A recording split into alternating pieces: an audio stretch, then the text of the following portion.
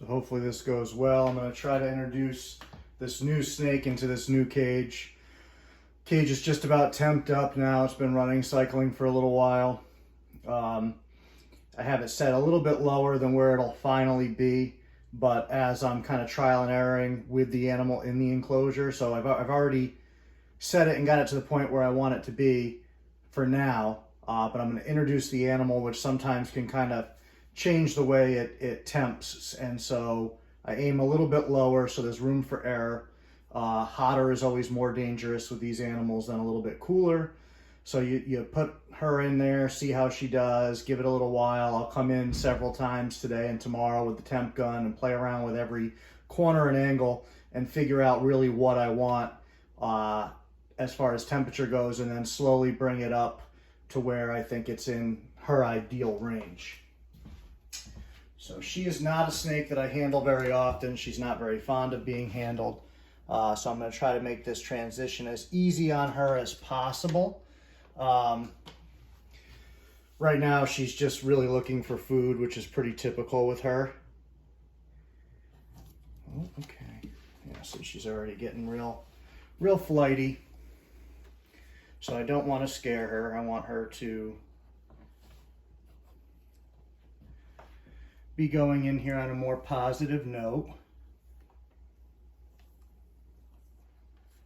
All right, come on. I know, you're such a Liasis sometimes. Here, look. Oh, you're going the wrong way. Here, look, can you go? There you go.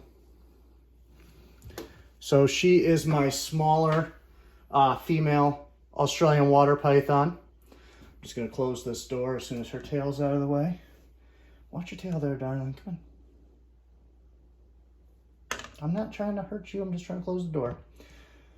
So right now she's in a pretty defensive position. As you can see, she just struck at my fingers as I'm locking the door.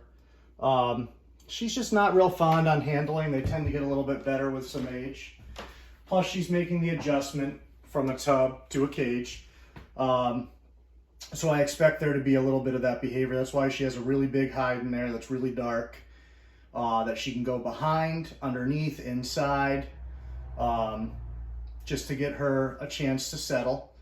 And, you know, they're a very pretty species. Hopefully she does settle in. If she doesn't like the cage, then she's going to go right underneath of it is a 41 quart rack.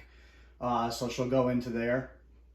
She's kind of outgrown the 32 she's been in, but she liked it so much. I hate transitioning them when they're really comfortable in something, but she needs more space.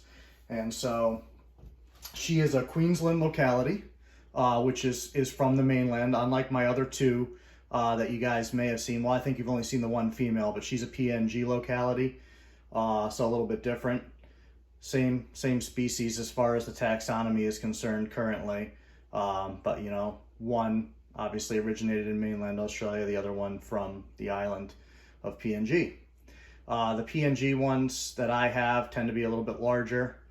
She still has some growing to do, though. She'll probably grow another foot or two over the course of time. But you can just see very classic Liasis defensive position right now. So I'm going to give her some time to adjust and settle into the space. I'll be in and out of here all day, but I have this cage turned in my living room so that like she's only going to see me when I enter and exit, not really when I'm just relaxing in here. But I will make sure that I position myself when I'm relaxing in here in places where she can choose to see me, which will help her transition at her comfortability level. I like to do that with snakes, give them the option. And I find over time, once they're comfortable, a lot of them will take that option. But the nice thing with having her on substrate and stuff like that is I'll be able to leave her alone for a little bit of time other than getting in there and checking the temps and obviously changing water. But I can change her water when she's in her hide, and she won't even have to deal with me at all. And we will keep you updated on how she transitions. Thanks, guys.